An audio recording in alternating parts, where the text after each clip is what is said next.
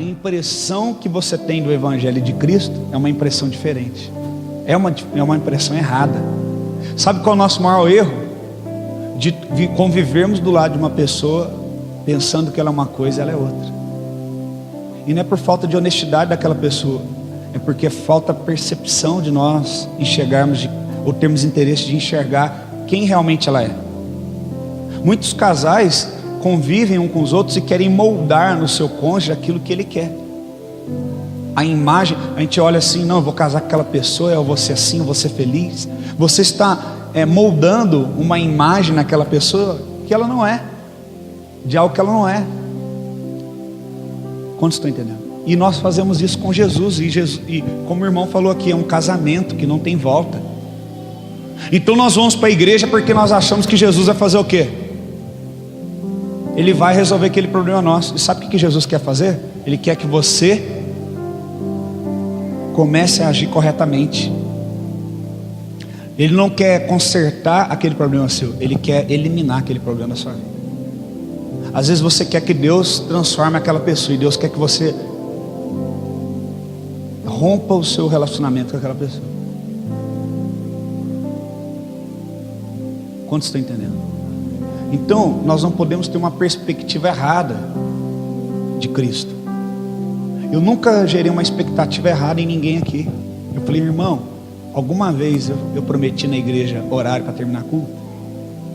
Eu estou cansado de falar isso lá. Eu sou honesto. Quantos estão entendendo? De todo o coração. Essa semana essa situação me desgastou muito, sabe? Eu fiquei pensando, meu Deus, como as pessoas gostam de nos desgastar. E sabe por que eu fiquei desgastado? Eu vou te falar, porque a maior tentação que eu acho que um pastor pode ter, sabe qual é? Não começa pelo dinheiro, não. Muito pastor hoje, o negócio dele é dinheiro, não é? Sim ou não? Não é pelo dinheiro. Tem pastor também hoje largando da mulher, casando com uma irmã mais nova da igreja. Não é mulher também o problema, não, irmãos. Sabe onde começa o problema?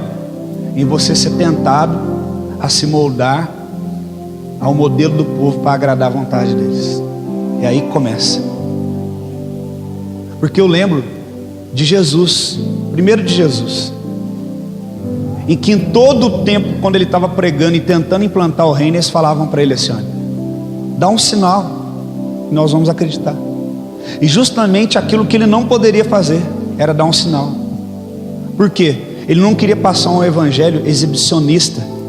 Deixa eu fazer fumaça, fogo. Precisa acreditar em mim. Um evangelho mágico, como o evangelho que vendem hoje, comercializado. Ele queria um evangelho que viesse dentro, uma transformação de dentro para fora. Então, se ele fizesse o que o povo pediu que ele fizesse, ele estaria traindo a sua missão. Eu lembro de Saul. Samuel falou para Saul, olha, fica aqui, eu vou consultar Deus e vou voltar e vou dizer o que você tem que fazer. E a palavra fala que Saul foi pressionado pelos seus soldados. E aí? Mas Samuel não volta, e aí? O que nós vamos fazer? E então fala que ele decidiu poupar o exército inimigo, e ele pegou alguns animais e ofereceu em holocausto a Deus. Quando ele acabou de oferecer, Samuel chegou e falou, o que você fez? Eu falei para você esperar a direção de Deus. Então você vê líderes na Bíblia que são tentados, e alguns caem, e pressionados a fazer a vontade das pessoas. Quantos estão entendendo? E nós podemos lembrar de inúmeros exemplos.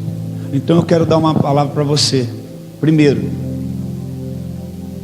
nós estamos convictos da mensagem que Deus tem nos direcionado aqui.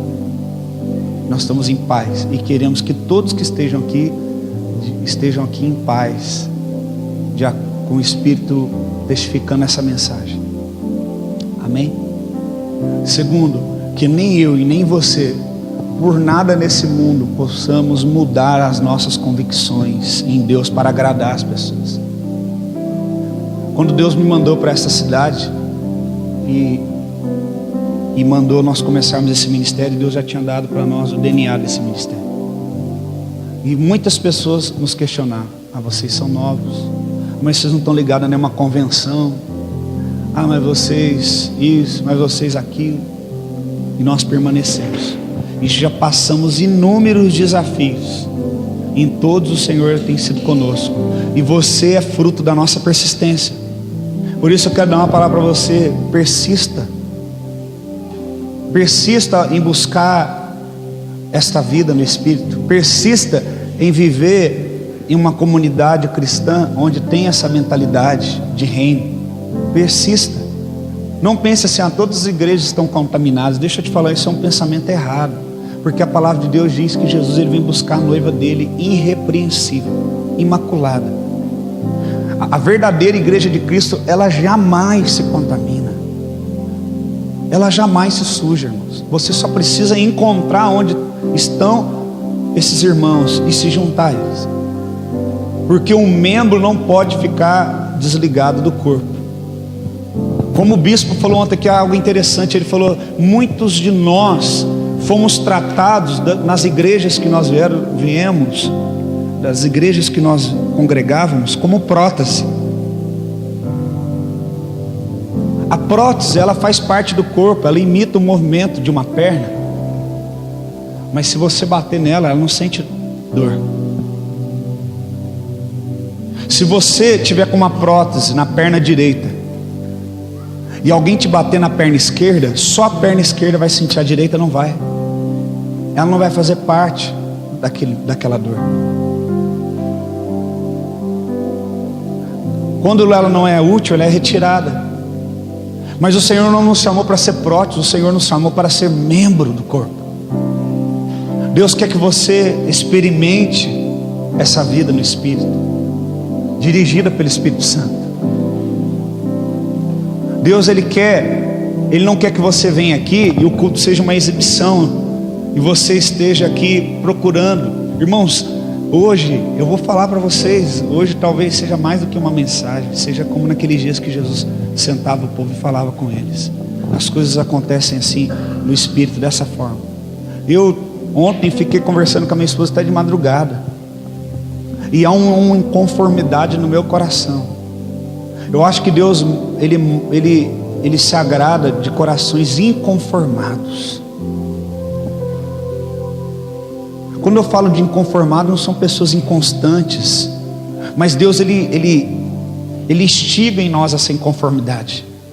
Eu vejo textos na Bíblia que Deus fala assim, que nós devemos provar do Senhor e vede que Ele é bom. Quando o texto fala provar, não é no sentido de você colocar Deus à prova, mas de você experimentar.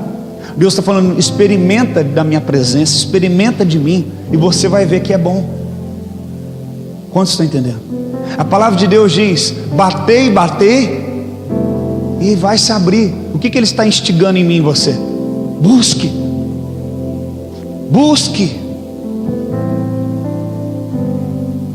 E Ele fala: clama a mim e responder-te-ei. Deixa eu te fazer uma pergunta: será que você já clamou o suficiente por aquela pessoa que você já desistiu? Será que você já clamou o suficiente para ter uma vida espiritual? Eu vejo pessoas que chegam na igreja empolgadas: ai, como é bom estar aqui, ai, que maravilha, ai, pastora, se é isso, pastor, se é aquilo. Passou um mês, está lá no banco assim. Aí eu começo a questionar: será que realmente isso é uma obra do Espírito Santo? É uma obra da carne? Ou será que essas pessoas, elas começaram a experimentar uma vida com Deus e se satisfizeram, se deram por satisfeitas? Deus quer instigar em nós, queridos, fome e sede. Nós nunca vivemos. Eu conversei várias horas com a minha esposa ontem, e nós falamos: nós nunca vimos uma época de tanto entretenimento. Você já acorda com a ansiedade de ligar o teu celular para ver se alguém mandou alguma mensagem para você. Então essas lacunas do nosso coração começam a ser preenchidas por coisas ao invés de Deus. E a nossa inconformidade, minha e da minha esposa, que nós começamos a analisar a vida de alguns irmãos. Talvez vocês que estão aqui estão entre eles. E a Daniela começou a falar: você viu aquele irmão? você viu aquela irmã, você viu aquele um, você viu aquele outro. Parece que tudo que a gente tem pregado, tudo que a gente tem feito, não tem servido de nada. Não no fato de nós estarmos decepcionados porque as pessoas não atenderam a nós, não, mas estarmos sentindo inconformados pelo fato dela ainda não ter sido transformada pela palavra. E eu comecei a falar: Deus, o que falta na minha vida? Eu não joguei a responsabilidade em ninguém. Falei: o que falta? Faz, Senhor, o que o Senhor tem que fazer, porque eu quero chegar no lugar, aonde eu chegar, eu quero que as pessoas nunca mais sejam as mesmas. Eu quero que o evangelho que eu vivo e depois prego seja um evangelho que eu nunca mais olhe para a pessoa e veja ela voltar a ser a mesma pessoa. O meu sonho, irmão, é esse. Um dia, quando eu era imaturo, eu tinha um sonho de estar numa plataforma e estar aquele tanto de gente ouvindo eu pregar. Mas sabe qual é o meu sonho hoje? É de que uma única mensagem que alguém ouça de mim seja suficiente para transformar a vida dela, para incomodar, para levantar ela do lugar que ela está. Você já imaginou quantas oportunidades você já teve de ouvir a palavra de Deus? Quantos cultos você já foi? O problema não é isso. Eu sou sedento de Deus, tem um culto ali eu vou, tem outro eu vou. Eu sou fominha de Deus, eu quero a presença de Deus. Enquanto em outros países tem pessoas que nunca, até no nosso país, nunca ouviram falar de Jesus. E que quando eu tive essa oportunidade, irmãos, eu fui na África, eu fui naqueles países que estão ali. E quando você fala de Jesus para aquela pessoa, ela se agarra naquela palavra, como se fosse, irmãos, a última chance da vida dela. Irmãos, eu fui pregar numa igreja em Moçambique, que o chão era de terra, que não tinha eletricidade, não tinha banheiro. A parede da igreja era de 1 metro, assim, olha, uma estrutura como essa. Aqui era areia.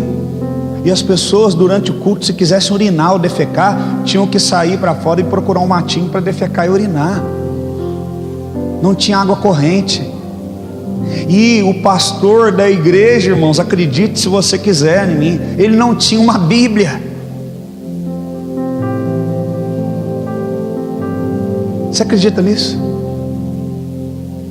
E quando eu terminei de pregar, o pastor falou para mim, um irmão que estava com a gente falou: pastor, você trouxe algumas Bíblias, não é? Eu falei: trouxe. Ele falou assim: o sonho desse pastor é ter uma Bíblia. Eu falei: o senhor não tem uma Bíblia? Ele falou: não. E como é que você prega? Ele falou que ouve pregações e ele pega daquilo que ele ouve, ele prega para a igreja. Você já imaginou isso? Você tem um pastor que não tem uma Bíblia, e ele está indo para os cultos e ele prega aquilo que ele ouviu de alguém, mas você vê que as pessoas realmente lá estão naquele culto sedentas por Deus. E aqui nós temos o data show, nós temos a Bíblia lá, tem a Bíblia na tua mão, tem a Bíblia no celular, mas nós não temos a fome que eles têm. O meu desespero, irmão, sabe o que é? É de alimentar a gente que já está satisfeita. É esse que é o meu desespero. Me dá um desespero, dá vontade de sair correndo, dá vontade de pegar minhas coisas e mudar, ir embora para outro lugar, dá. Mas eu preciso permanecer. Tem dias que é difícil, irmãos. Hoje, realmente, eu vim para cá, eu pensei assim: eu não vou pregar, eu não vou fazer louvor, eu não vou fazer nada. Se tivesse alguém aqui, irmão, para pregar, prega você, vai lá. Eu estava me sentindo assim, sinceridade. Eu estava me sentindo desse jeito. Não é que eu estou em crise, não é nada disso não. É que eu estou em Cristo. E eu fico falando: não é possível que essas pessoas não entendem o que a gente está pregando. E aí hoje de manhã eu estava ligando o celular no espontâneo para mim orar no banheiro, quando eu tomava banho. E aí entrou no canal online do Luiz Hermínio, está lá em Portugal, e ele já estava ministrando, e ele falou uma coisa que ele já falou um monte de vezes, eu lembrei. Ele falou: por que tem pessoas que ouvem a mensagem várias vezes e elas não mudam? E ele falou que um dia ele começou a entrar em crise com Deus e falar a mesma coisa que eu estava vivendo, e começou a falar. E Deus mostrou para ele, eu acho que é Mateus 6, e ele começou a falar que, vamos ver aqui, eu não ia pregar nada disso hoje.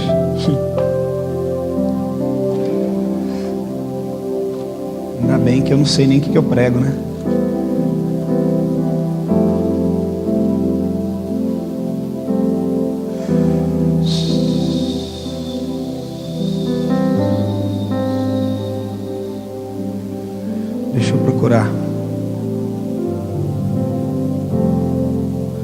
Deus está nesse lugar, irmãos.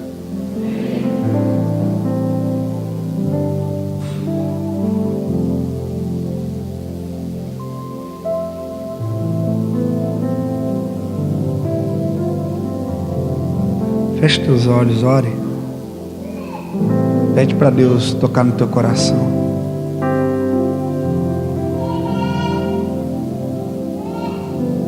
Pede para Deus gerar sede no teu coração.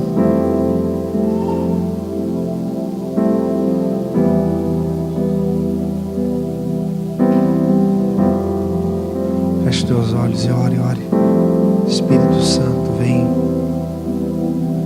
Extingue em nós a sede do Espírito. Aleluia. Pede para ele: Espírito, enche minha vida. Espírito, enche a minha vida. Enche-me com teu poder.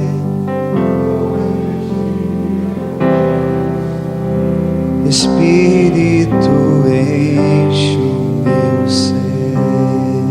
Levante as tuas mãos, diga: as minhas mãos. As minhas mãos.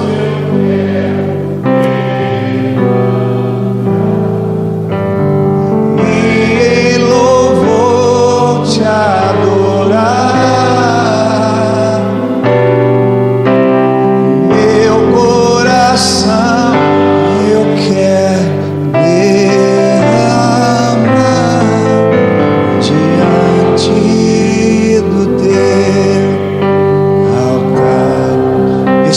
enche a minha vida, diga a ele: Espírito, enche a minha vida, enche-me com teu poder, pois de ti, Espírito, enche o meu ser. As minhas mãos, as minhas mãos,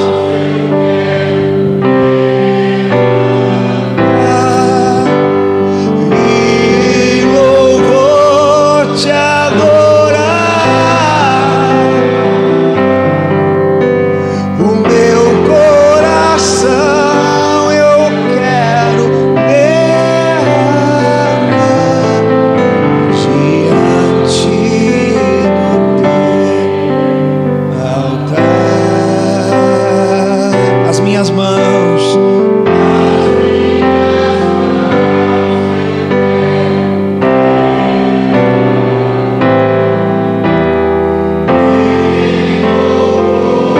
te adorar.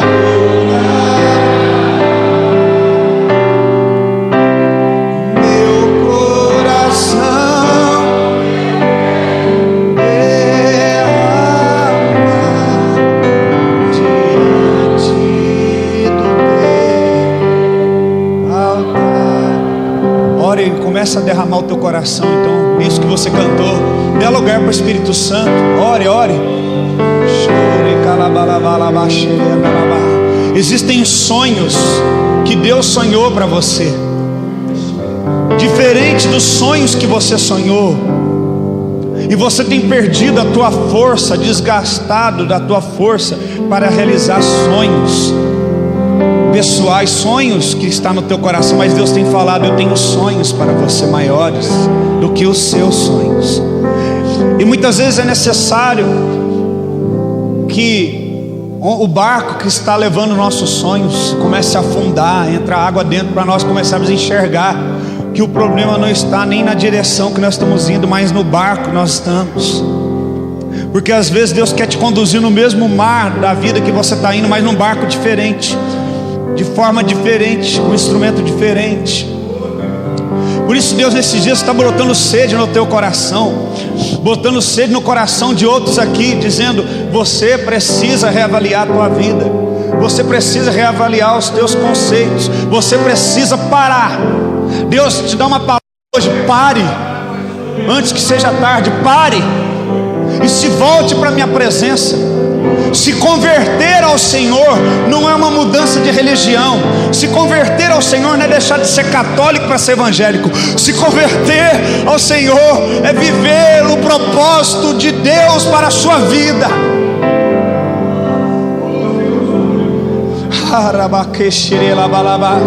Se converter a Jesus é abandonar a sua vida, os seus sonhos, para viver a vida de Deus, para viver os planos de Deus. Ainda que este sonho, que esta vida que Deus tem para você seja dolorosa, seja espinhosa, seja com perseguição, seja com calúnia, seja com injúrias, ainda que seja pesada, não tem como você fugir dessa vida. Não tem como você fugir, você não tem outra opção senão dizer: Senhor, eu me rendo à tua vontade, eu me rendo ao teu querer. Você que sente no teu coração que Deus está te chamando hoje para viver uma nova vida, eu quero te convidar a ajoelhar no teu lugar e se dizer: Senhor, eu me converto a ti, eu me volto para ti, eu me volto para a tua vontade, eu me volto para os teus propósitos. Eu não estou convidando você a mudar de religião, eu estou convidando você a reconhecer que você tem que abandonar a tua vida para viver uma vida diferente, que você tem que abandonar as tuas escolhas para viver a escolha de Deus. Aleluia. E você começa a orar, você que está ajoelhado, dizendo: Senhor, eu me rendo à tua vontade, porque com laços poderosos o Senhor está me atraindo nesta manhã. Talvez vai ser necessário você parar muitas coisas que você está fazendo. Vai ser necessário você parar com alianças, com coisas até que você já se comprometeu, que você já até pagou, e Deus vai falar: tira a tua mão desse negócio, não é isso que eu tenho para você. Deus está falando para mim hoje, igreja: converta, igreja, o teu coração. A palavra de Deus diz em 2 Crônicas, no capítulo 7 em diante, no versículo 12 e 11 em diante: se o meu povo, que chama pelo meu nome, se converter. Nós temos uma mentalidade que conversão é alguém que era de uma religião que não falava de Deus e agora foi para uma religião que fala de Deus. Não, nesse texto Deus está falando com o povo dele. Se o meu povo que chama pelo meu nome, se o meu povo que tem relacionamento comigo, se o meu povo que ora e fala comigo, se esse povo se converter. Muitas vezes nós somos povo de Deus, nós falamos com Deus, mas ainda não convertemos. O que é isso? Convergência de direção, convergência de atitude, convergência de vida. É mudar a trajetória.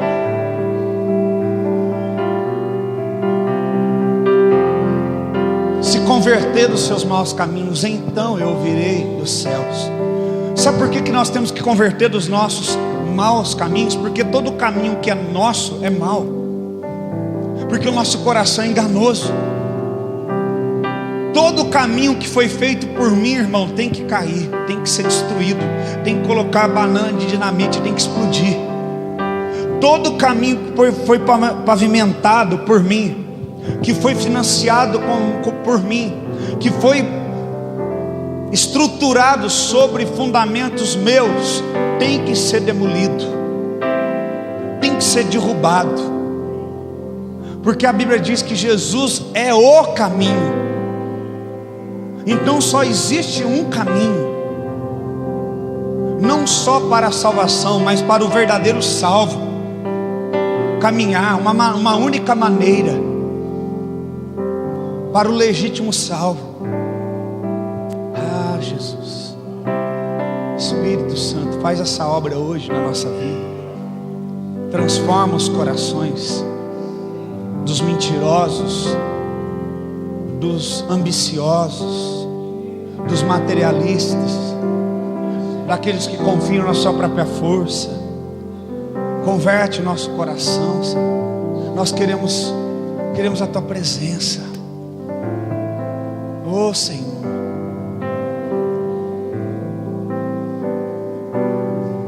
não retire de nós a tua presença, Senhor.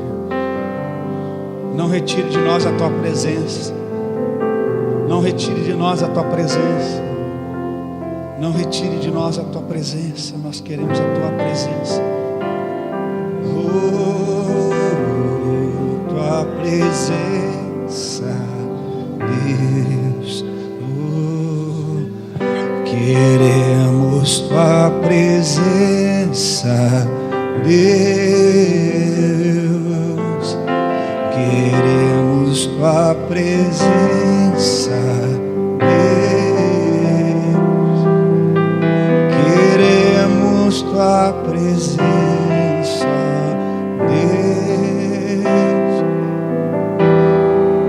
Oh, me volto para ti, Pai.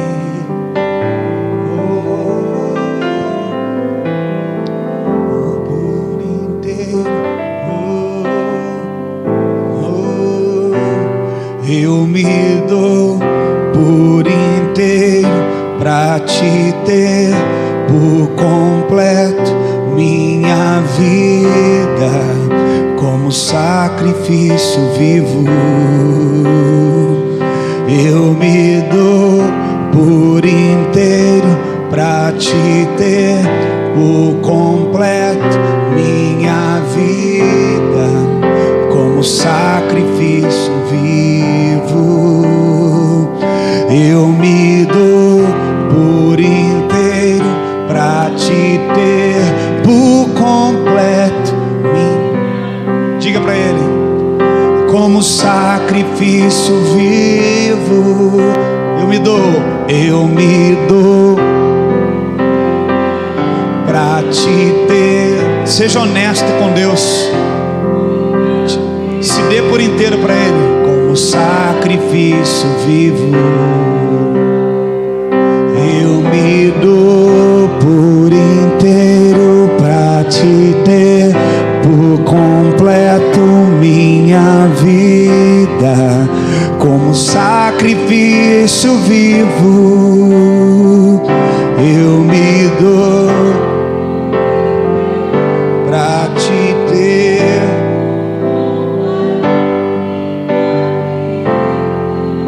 como sacrifício vivo. Em Mateus capítulo 13, a palavra de Deus diz que Jesus, ele saiu de casa. Uma das palavras muito conhecida por nós. E ele saiu e assentou na beira do mar. E uma multidão muito grande se reuniu perto dele. E ele entrou num barco e se assentou. E toda a multidão estava em pé na praia. E de muitas coisas que ele falou por parábolas, ele disse: eis que o semeador saiu a semear. E ao semear uma parte, caiu à beira do caminho, e vindo as aves, comeram. Repita comigo. Olha o primeiro exemplo que Jesus dá. Que o semeador sai para semear. A primeira semente que ele semeou, caiu à beira do caminho. As aves comeram.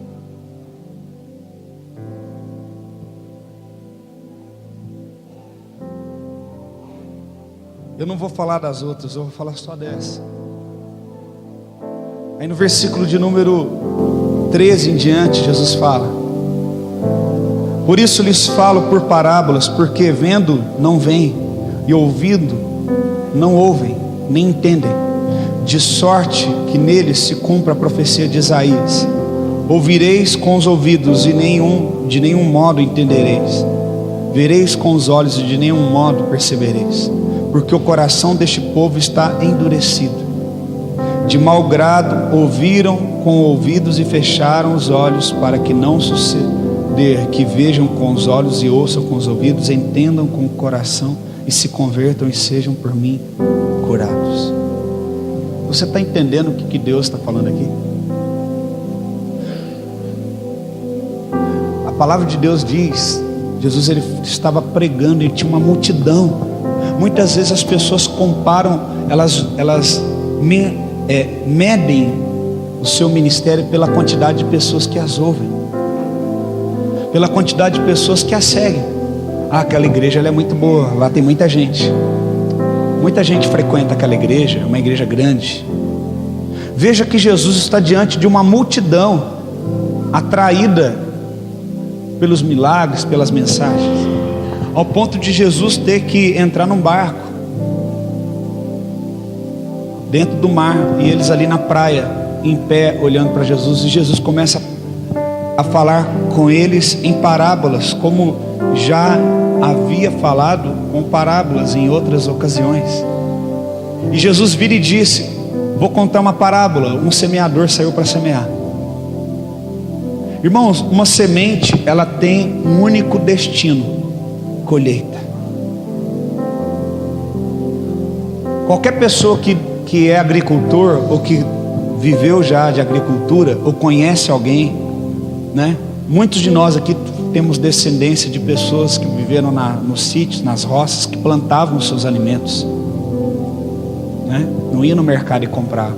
Muitos de nossos pais, avós eram assim. Então uma pessoa que planta, ela só espera uma coisa: colher. O único destino de uma semente é colheita. Mas você veja que na história de Jesus, a primeira semente que o semeador semeia, ela não cumpre o seu destino. Ela não vira uma colheita, mas ela vira alimento de uma ave. É muito prematura a perda dessa semente, porque ela nem chegou a se transformar numa colheita, ela já se tornou alimento para um animal. Nós sabemos que aqui Jesus está contando uma parábola, uma história, para que nós pudéssemos entender o que é mais profundo nessa mensagem. E então no verso 13 em diante, como nós lemos, Jesus ele começa a falar que ele estava pregando por parábolas, para que quando eles olhassem, não tivessem capacidade de ver, e ouvissem, não tivessem capacidade de ouvir, e compreender e entender.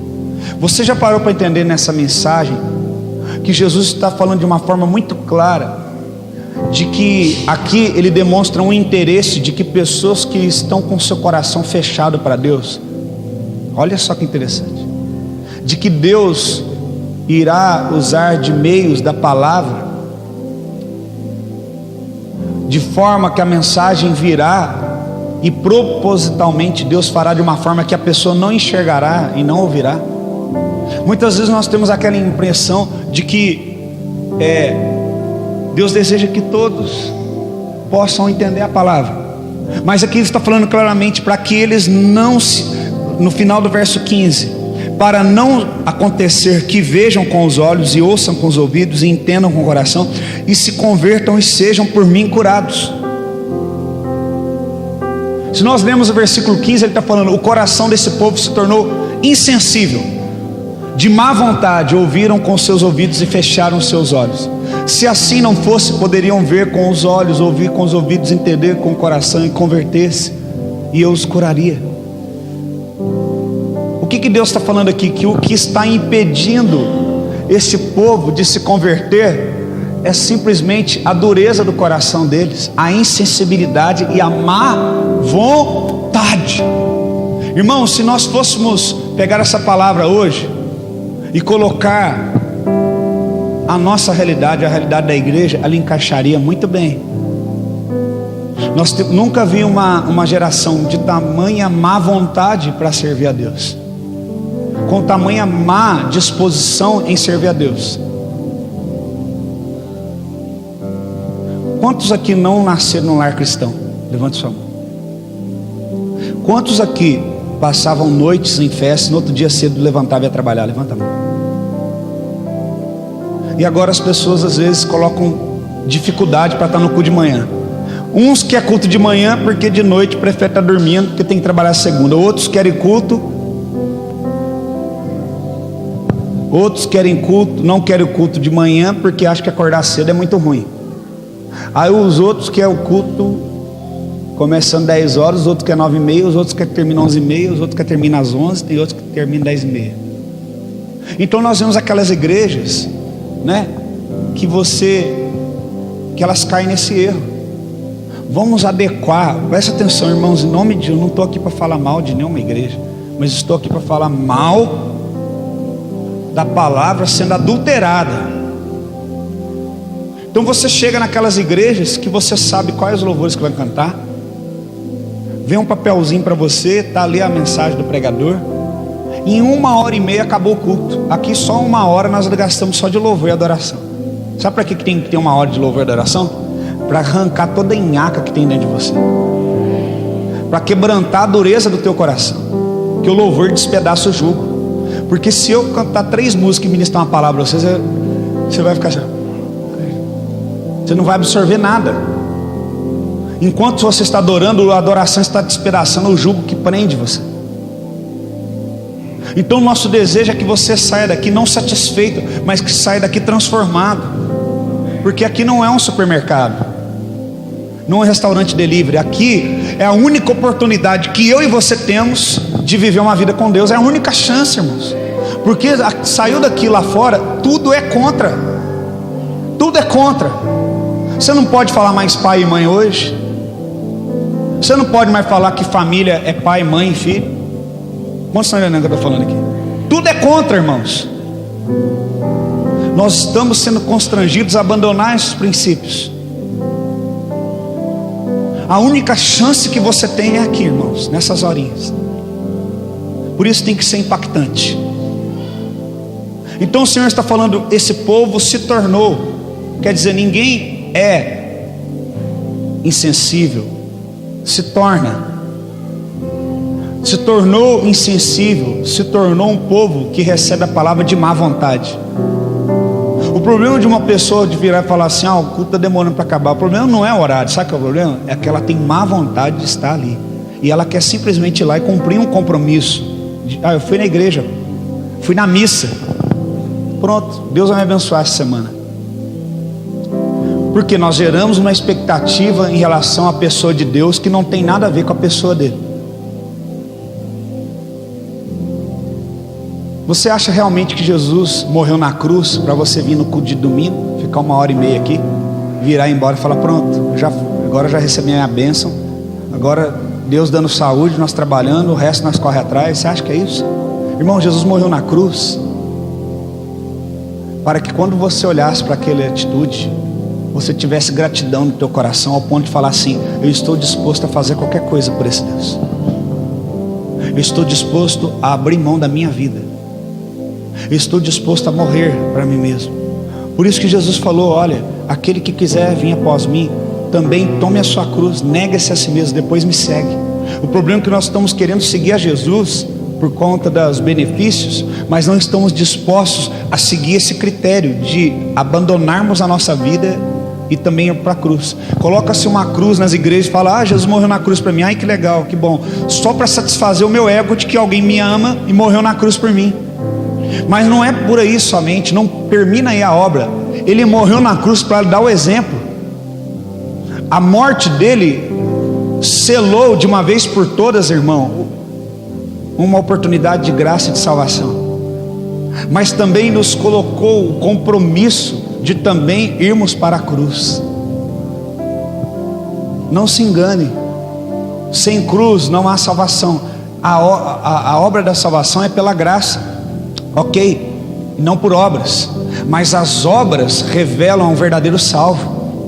Não é porque que Jesus morreu por mim e eu não preciso fazer nada, que é pela graça, então que eu vou viver de qualquer jeito, eu vou abusar da graça de Deus. O apóstolo Paulo fala isso. Isso é mentalidade, irmãos, de pessoas que têm má vontade. Alguém aqui já pediu para alguém fazer algo para você e você percebeu que a pessoa está com má vontade? Irmãos, eu detesto isso. Se eu ver que a pessoa está com má vontade de fazer alguma coisa que eu pedi, eu já falo, por favor, não precisa fazer. Em casa eu ensino isso para meus filhos. A gente tem um cachorrinho.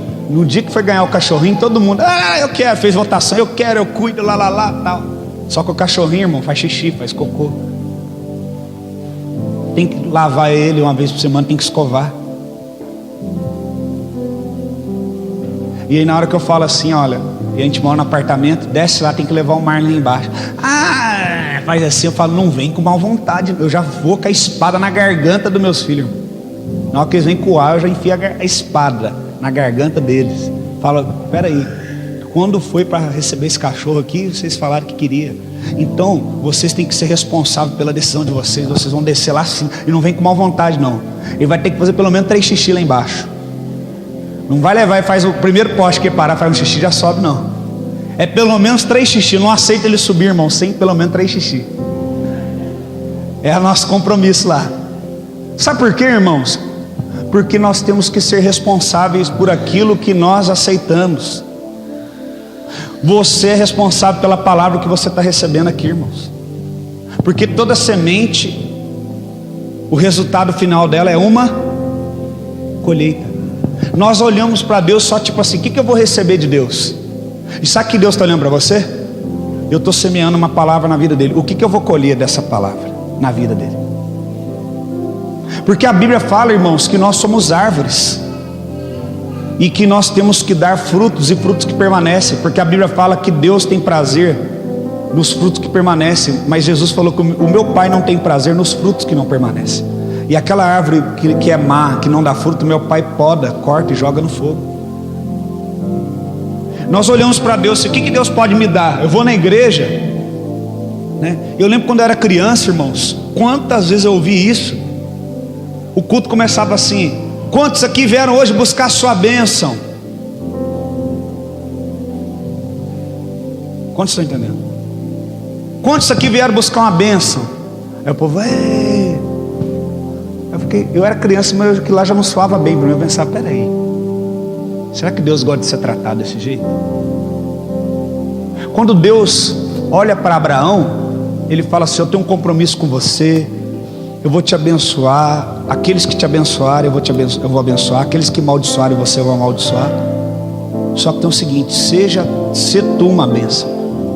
Deus em nenhum momento falou para Abraão: eu vou te dar isso, eu vou te dar tudo aquilo. Não, Deus colocou uma condição: isso será uma consequência quando você for bênção.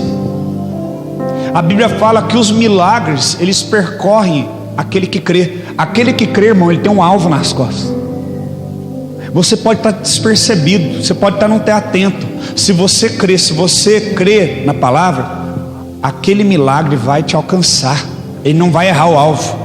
E o que é crer? Jesus falou: se vocês creem em mim, farão as obras que eu faço. Crer em Jesus não é ir na igreja e fazer uma campanha, pôr uma fitinha na braça: eu creio, Deus é fiel. Crer em Jesus não é comprar a pulseirinha, fazer a campanha dos 10 mandamentos e carregar no seu braço, não. Com todo respeito, mas eu tenho que ensinar. Crer em Jesus não é você comprar, né, naquela igreja uma flor, uma rosa e pôr na tua casa lá com o versículo: a rosa de Sarão, não sei o que, minha vida vai mudar. Isso é feitiçaria, irmão. Crer em Jesus é você fazer o que Ele fez. É você falar assim: Deus, sabe aquela pessoa que me perseguiu? Eu vou ajudar ela, Senhor. Eu vou orar, ela vai ser meu alvo de oração, vai converter. A maior vingança que eu posso fazer com aquela pessoa é ajudar ela. Eu preparo, quando Davi fala prepara uma mesa diante dos meus inimigos, sabe de quem que eu lembro, irmão? Eu lembro de Mefibosete, que era filho de Saul, que era filho do filho de Saul, era neto de Saul, era descendente de Saul. E toda vez que um rei sentava no trono, ele tinha que matar todos os herdeiros do trono opositor dele, porque senão eles podiam requerer o trono. E aí existia um livro que chamava Livro das Guerras. Você pode estudar lá em Crônicas, em Reis. E Davi fala: busca no Livro das Guerras. Eles buscam e vê lá que o menino estava nos braços da cuidadora dele. E quando veio a guerra, ela derrubou ele e ele quebrou o quadril, ele ficou aleijado.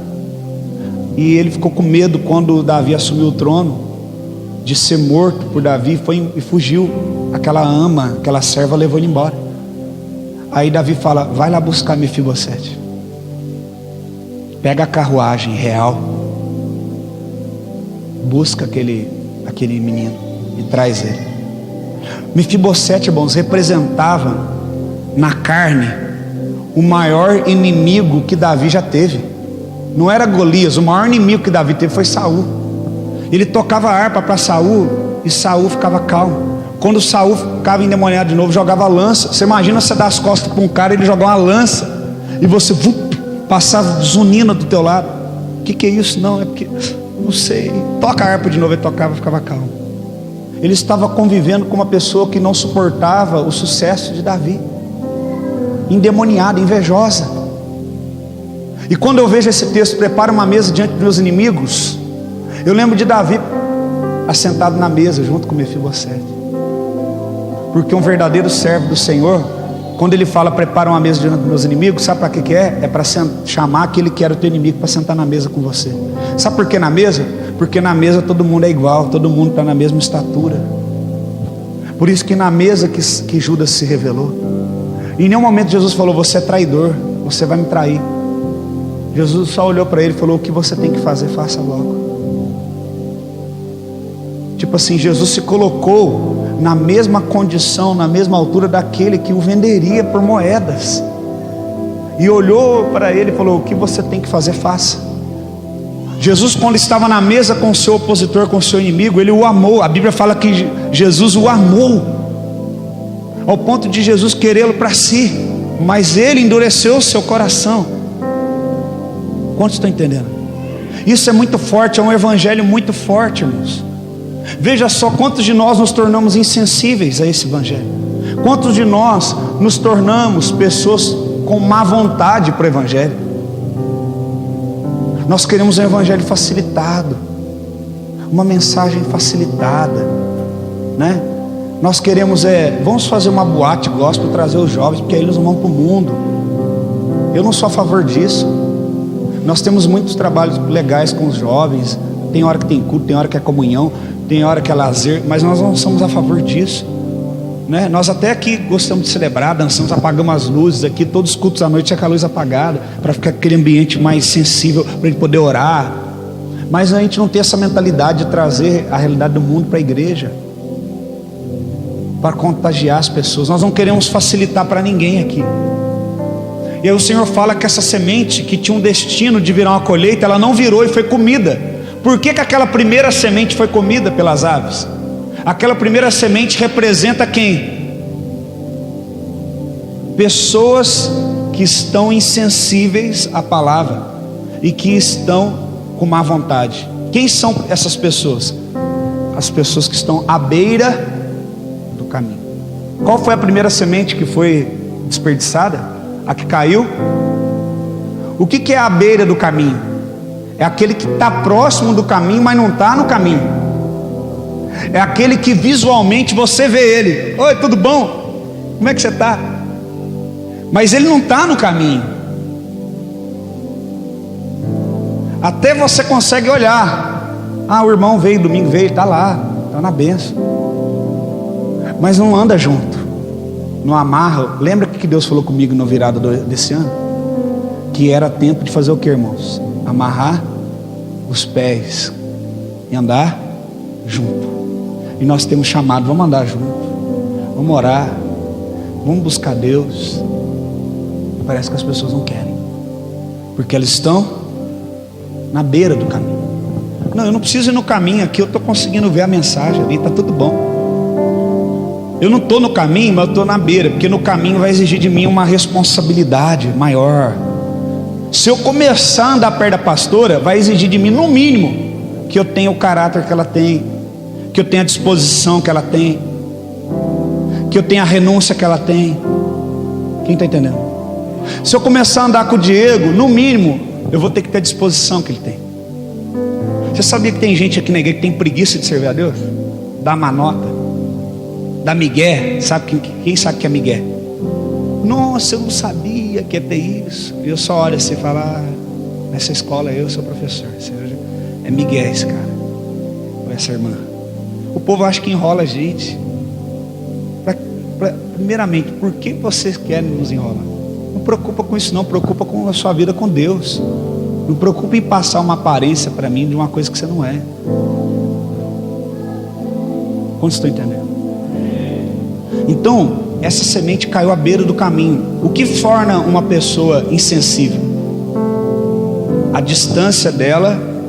A Bíblia fala que a semente caiu à beira do caminho. Quem é o caminho? Jesus. Essa semente caiu então o quê? À beira de Jesus. Aquele que está em mim e eu nele, rios de água viva fluirão do seu interior. Se eu permanecer em você e você em mim, você vai dar frutos. Agora a palavra está falando o quê? Que a semente caiu do lado de Jesus. E a pessoa que está do lado de Jesus, mas não está em Jesus, ela se torna uma pessoa o quê? Insensível. Cadê meu filho? Presta atenção, acorda, por favor. Ela se torna uma pessoa o quê? Insensível e de má vontade. Olha uma coisa interessante que eu quero mostrar para você.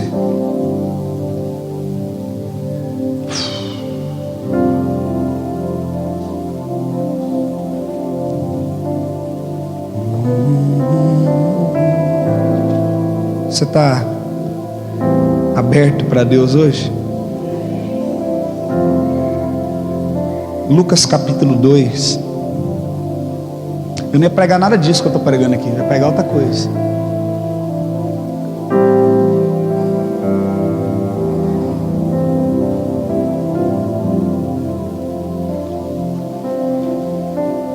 Verso 41 diz: guarda isso na tua cabeça. A semente é a palavra, junto com a minha vida. O caminho é quem? Jesus. Então a semente caiu perto do caminho, mas não no caminho. Ela só vai dar fruta onde? No caminho, mas ela caiu do lado do caminho. É aquela pessoa que anda com uma proximidade com Jesus, há uma afeição no que é pregado, eu me identifico, mas ela não está de fato em Jesus. Em Lucas, no capítulo 2, versículo 41, fala de Maria, a mãe de Jesus. Ora, anualmente iam os seus pais a Jerusalém para a festa da Páscoa. Quando ele atingiu 12 anos, subiram a Jerusalém segundo o costume da festa. Terminados os dias da festa, regressaram, e permaneceu o menino Jesus em Jerusalém sem que os seus pais soubessem, sem que eles percebessem. Pensando, porém, estar eles entre os companheiros de viagem, foram embora, a caminho de um dia. Então passaram a procurá-lo entre os parentes e conhecidos. E não tendo encontrado, voltaram a Jerusalém à sua procura. 3 dias depois, o acharam no templo, assentado no meio dos doutores, ouvindo e interrogando-os. E todos que ouviam, muitos se admiravam da sua inteligência e das suas respostas. Logo que seus pais o viram, ficaram maravilhados, e sua mãe lhe disse: filho, por que você fez isso conosco? Teu pai e eu estamos aflitos à tua procura. Então ele lhes respondeu: por que me procuraram? Não sabiam que me cumpria estar na casa do meu pai? Verso 50. Mas eles não compreenderam o que ele lhes dizia. Veja só, havia uma festa religiosa, Páscoa, e o judeu de todo mundo saía e ia para Jerusalém, e eles também foram para Jerusalém. Jesus tinha 12 anos. Quando terminou o compromisso religioso dele, terminou, gente, acabou, rapaz, vamos embora. Todo mundo foi embora. Jesus desejou no coração ainda permanecer em Jerusalém. O que isso significa? Primeiramente, que eles estão cumprindo um compromisso religioso, e que não há mais uma satisfação, é um compromisso. Quando terminou o compromisso, embora. Por que Jesus não foi embora? Porque o compromisso dele de estar em Jerusalém estava acima da agenda religiosa, estava acima da agenda do compromisso religioso. Quem entendeu? E Jesus é Deus. Então se eu vou para uma festa de Deus, e eu acho que a festa acabou porque Deus está indo embora comigo e Deus ficou, então quem está errado sou eu. Eu tenho que ficar onde Deus está. Quantos estão entendendo? Quantas vezes demonstramos essa má vontade. Não, já cumpri com meus compromissos, já fui, já fiz. Mas peraí, você sabe se Deus acabou o horário do culto e Deus ainda está operando? Se Deus hoje quer levar a gente até aqui de madrugada, você imagina isso? Pessoas começarem a se arrebatar daqui, a gente tem que sair lá, buscar comida, buscar as coisas para trazer para vocês, água, porque ninguém quer sair da igreja. Você já imaginou um negócio desse? Porque se você não imaginou, você está no lugar errado, porque é isso que nós buscamos. Uma vida mais no espírito e menos carnal. E aí, eles vão embora. Depois de um dia, um menino de 12 anos, irmão. A minha filha tem 13, tudo é mãe, pai, mãe, eu quero isso, mãe, eu preciso daquilo, mãe, qual toalha, mãe, cadê o copo d'água, mãe, cadê meu prato, mãe, o que eu como, mãe, isso. Um dia depois que ela deu falta do menino, ela e o marido. Por quê? Porque na concepção dela e dele, eles pensavam que Jesus estava com eles, mas não estava. Eles estavam onde? À beira? Estava perto de Jesus? Perto, um dia de caminhada, mas não estavam em Jesus. Nós corremos um grande risco, irmão, de cumprir nossos ritos e estarmos perto de Jesus, mas não estar nele, e achar, não, Jesus deve estar aqui com a gente aqui, vamos fazer do nosso jeito. Mas o sendo da vontade de Deus, Jesus está aqui e eu tenho que estar aqui.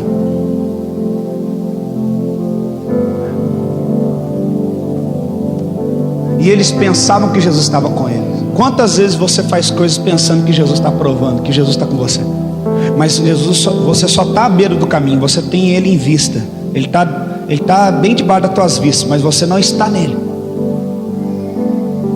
E então eles voltam. E o que acontece? Presta bem atenção nessa parte. O que é mais curioso, que um menino de 12 anos ficou lá por 3 dias. E ninguém perguntou, cadê a mãe desse menino? Primeira coisa, quando você encontra uma criança de 12 anos, você vai falar o quê? Quem que é seu pai? Quem que é sua mãe? Ninguém se atreveu a pensar, que Deus faz esse menino. Não, eu acho que eles pensam, vamos cuidar dele, arruma um lugar para ele dormir, dar comida, porque esse menino está falando de coisas que nós nunca vimos na nossa vida. Esse menino está brotando dentro de nós um negócio que nunca ninguém conseguiu, nenhum doutor da lei. Deixa ele pregar. Irmãos, escuta o que eu estou falando, não sei se você está entendendo. Enquanto todo mundo pegou as suas coisas e foi embora, Jesus ficou, e uma turma ficou com ele lá. Uma turma ficou lá com ele. Não, a Páscoa acabou, mas tem um negócio aqui agora que é melhor do que a Páscoa. O próprio Cordeiro Pascual está aqui, ó, ministrando. Não é um cordeiro que nós comemos do animal, não. Agora a própria palavra de Deus está nos alimentando. O pão vivo que desceu do céu, o Cordeiro de Deus que tira o pecado do mundo. Quem está entendendo, irmão? E um grupo ficou ali. Eles não se preocuparam se eles tinham hora para comer, eles não se preocuparam o que eles tinham que fazer. Eles estavam ali de boa vontade e de coração aberto, sensível a Deus. Aí Maria chega e José fala, nós estávamos aqui preocupados procurando você. Jesus fala para ela, por que vocês estavam preocupados? Havia de cumprir o que tinha que cumprir, eu tinha que ficar aqui. O que ele está querendo dizer? É você que está fora, minha filha, da minha agenda, não é eu que estou fora da sua, não. Não vamos adequar o Senhor às nossas agendas. Nós temos que adequar o nosso tempo, a nossa vida à agenda de Deus. E aí o que acontece, irmãos? Acontece o que está escrito ali. Eles não... O que eles diziam? Por que, irmãos?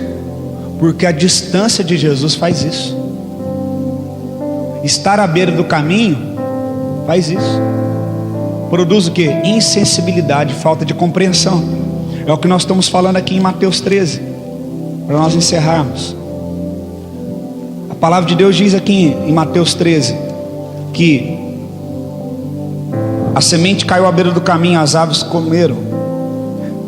E aí no verso de número 19 diz: a todos os que ouvem a palavra do reino e não a compreendem, vem o maligno e arranca tudo que foi semeado no seu coração.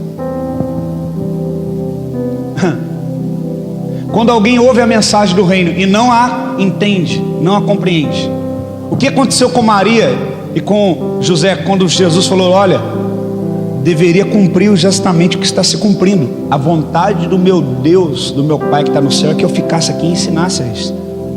Então quem que está fora do seno da vontade de Deus? É Jesus ou Maria e José? Maria e José.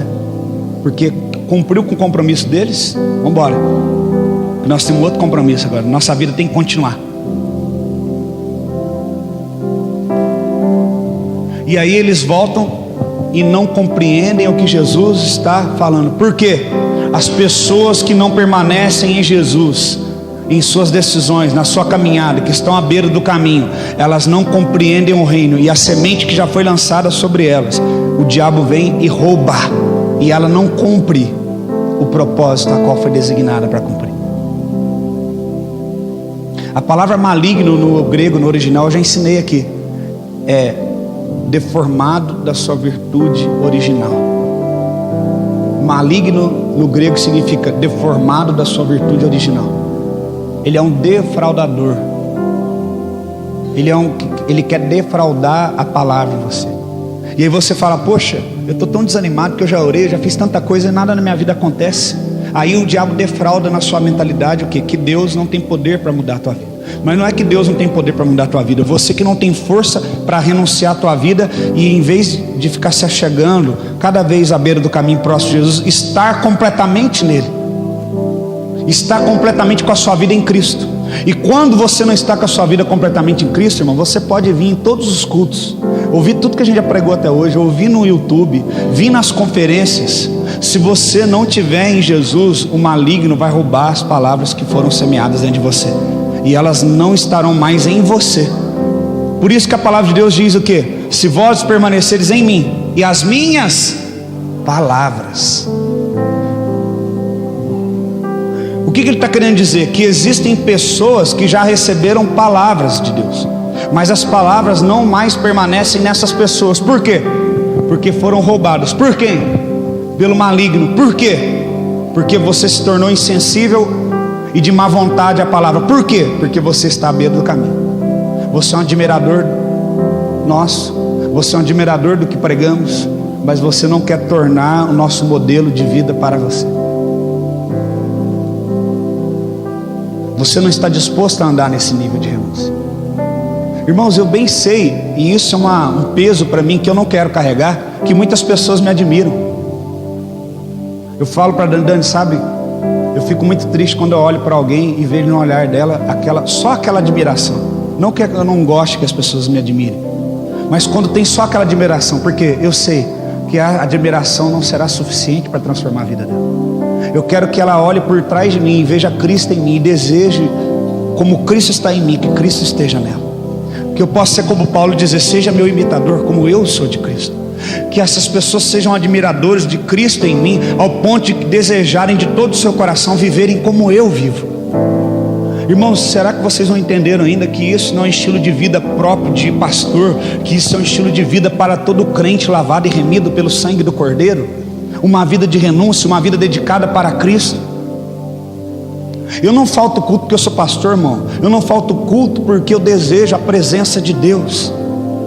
Eu desejo ser transformado pela palavra de Deus. Eu não fico até tarde fazendo as coisas e no outro dia estou sendo na igreja porque eu tenho a obrigação de estar aqui. Porque se fosse por isso, irmão, por obrigação, na hora que tivesse pesado, eu ia falar assim: chama algum pastor para assumir a igreja, estou entregando. Eu vou trabalhar, vou cuidar da minha vida.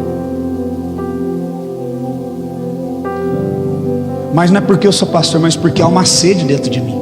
E o meu sonho, quando foi abandonar toda a minha carreira, a minha vida para ser um pastor integral, era que pessoas fossem também inflamadas por esse fogo. Que pessoas falassem: não, eu preciso parar a minha vida, eu preciso de Jesus, eu preciso de Deus. Irmão, se você não estiver em Cristo, mas estiver à beira do caminho, nada do que você ouviu até hoje vai resolver na tua vida. Aquele que não estiver em Cristo, o maligno vem e rouba. Então você começa a se tornar insensível e de má vontade. Aí eu, como teu pastor, falo assim: irmão, faz isso aqui para mim, por favor. Pastor já... não estou entendendo nada do que ele está falando. Sabe por que você não está entendendo nada do que eu estou falando? Porque você está longe de mim. Você está longe de Jesus, você está longe também de mim, você está longe do teu irmão. Eu não acredito, de todo o meu coração, eu respeito pessoas que só querem vir no culto, sabe, termina o culto e vai embora. Eu respeito você. Só que, biblicamente, eu não acredito que você é capaz de ter uma vida espiritual sadia. Não acredito. Porque, biblicamente, a Bíblia fala o quê? Que nós temos que fazer o quê? Ser um só corpo. Você tem que se misturar, meu irmão. Você tem que ir na casa dos outros. Você tem que terminar o culto, abraçar os irmãos, não é terminar e ir embora. Nós tivemos um almoço aqui domingo passado. Tem gente que foi embora, não almoçou com a gente. Eu não quero julgar o motivo que você não ficou, mas deixa eu te falar uma coisa. Você precisa reavaliar isso na tua vida. Porque a distância de Jesus é a distância daqueles que estão com Jesus. Faz você se tornar uma pessoa de má vontade e uma pessoa insensível a Deus. E todas as palavras que você já recebeu na tua vida, o diabo vem e rouba. Porque não há uma vida em Cristo se não haver comunhão, irmãos. Porque na comunhão desgasta, irmãos. Como eu fui tratado nesses dias de reforma. E como Deus me usou para tratar os outros, irmão. Porque eu sou chato. É difícil aguentar eu quando eu estou trabalhando, porque eu sou chato. Eu sou perfeccionista. As coisas tem que ser do jeitinho. O furinho tem que ser o furinho, né Tiago? Certo. Eu sou chato, irmão, para trabalhar comigo. Eu mexi com precisão, eu era ferramenteiro. Então, assim, eu até falei, Daniel, acho que eu judiei muito dos meninos esses dias. Eu acho que eu vou ter que pedir perdão para eles. Porque eu chego assim na igreja, os meninos olham e fazem assim. Tipo assim, o Daniel olha para mim, ele já. Tipo assim, o que você quer? Irmão, fique em paz. Tá bom? Você me perdoa? Você me perdoa, Samuel? Você está até se vestindo mais agora como homem casado, olha que beleza. Funcionou as catracadas que eu dei nele, é pra você ver. Olha, Lu, que bênção. Que beleza. Eu acho que queria o Lucimar. Eu chamei de Lindomar, cadê? Ele não veio, né? Eu chamo seu pai de Lindomar. Ele nem voltou mais, irmão, para ajudar nós. Eu acho que ele ficou escandalizado com alguma coisa que eu fiz. Irmãos, isso é igreja. Vocês não sabem o tanto que eu cresço com vocês. Então, aquele que não se envolve é aquele que tem algo a se esconder. Quando Jesus ficou em Jerusalém, quem expôs quem? Não foi ele que foi exposto, irmão. Foi Maria com José que foram expostos. Porque a intenção deles era estar ali cumprindo um compromisso. E Jesus tinha muito mais do que isso. Jesus tinha uma palavra que iria alcançar pessoas sedentas. Quantos estão entendendo? Por isso, vamos orar para nós podermos encerrar. Vamos pedir, Deus, eu não quero, Senhor, errar. Eu não quero falhar, eu não quero perder o Senhor de vista.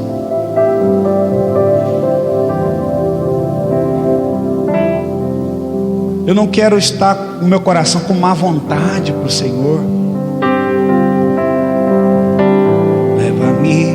Leva-me mais perto.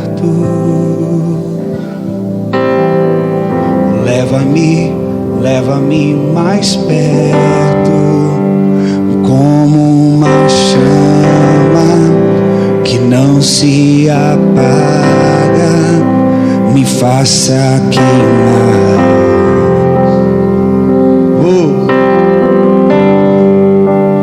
Como uma chama que não se apaga, me faça queimar.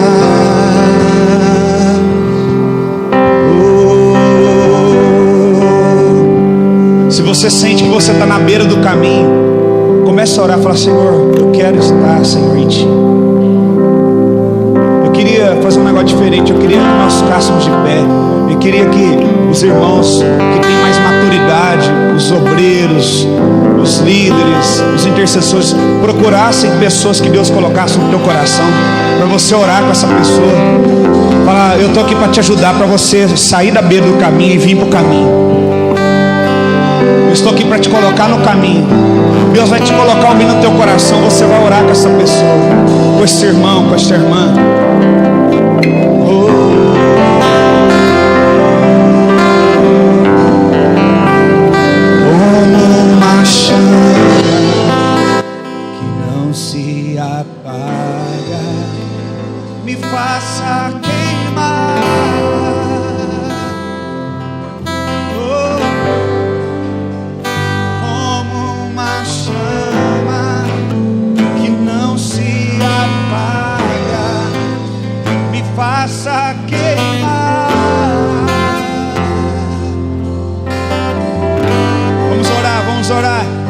ore. Leva-me mais perto.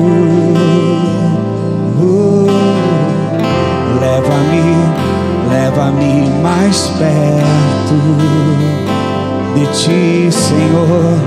Leva-me mais perto. Leva-me mais perto, como uma chama que não se apaga, me faça queimar, Deus, por ti, como uma chama que não se apaga, me faça queimar.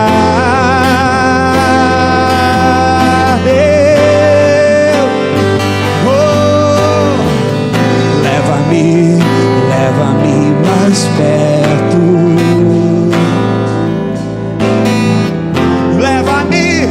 Leva-me mais perto de ti.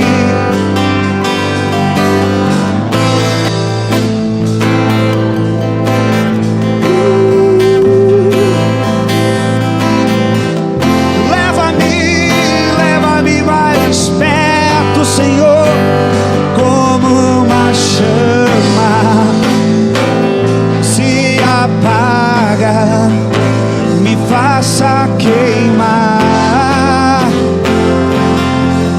Deus, como uma chama que não se apaga, me faça queimar, Deus.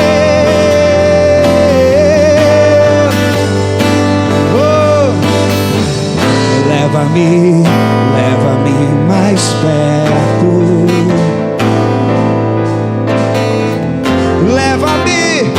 Leva-me mais perto de ti, Senhor. Leva-me.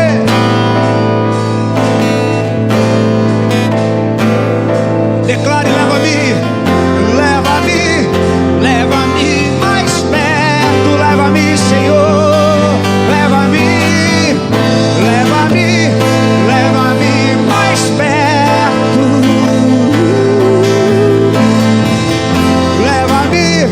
Leva-me mais perto.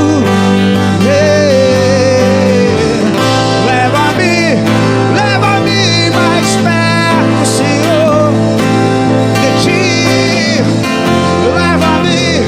Leva-me mais perto, como uma chama que não se apaga, me faça queimar, Deus, como uma chama que não se apaga, me faça queimar. Erga tuas vozes e diga: como uma chama. Diga: como uma chama.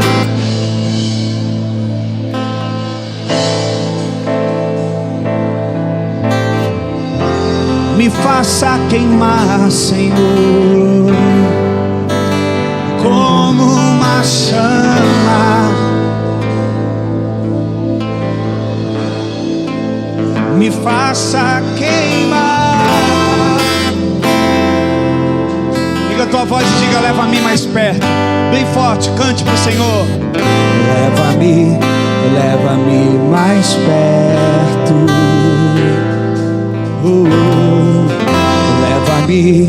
Leva-me mais perto de ti, Jesus. Digam: Leva-me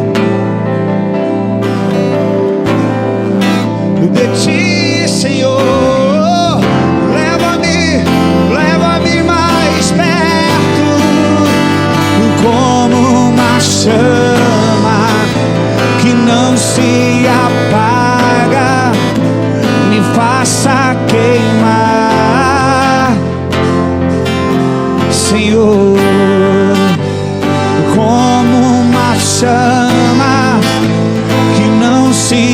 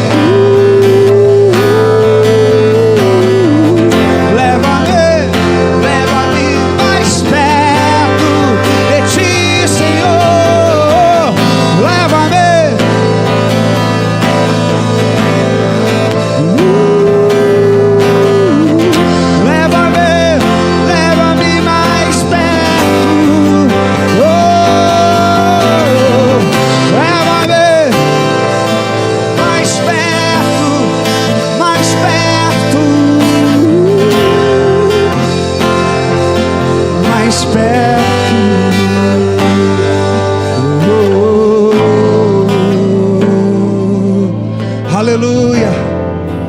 Santo, santo, santo, santo, santo. Deixa o Senhor te incendiar. Oh!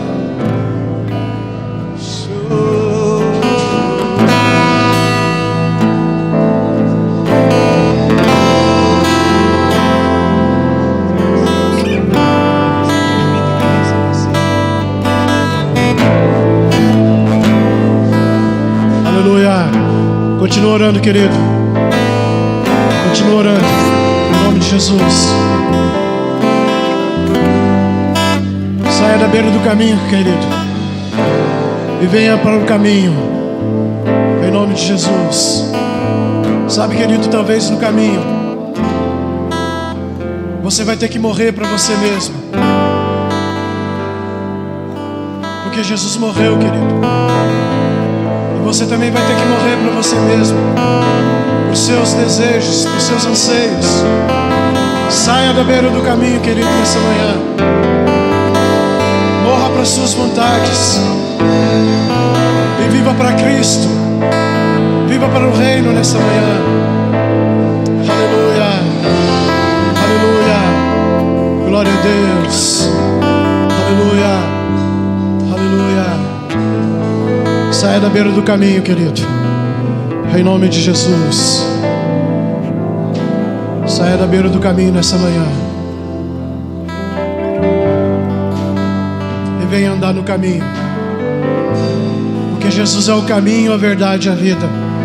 Ande com Ele. Ande com Ele, viva com Ele. Sente à mesa com Ele.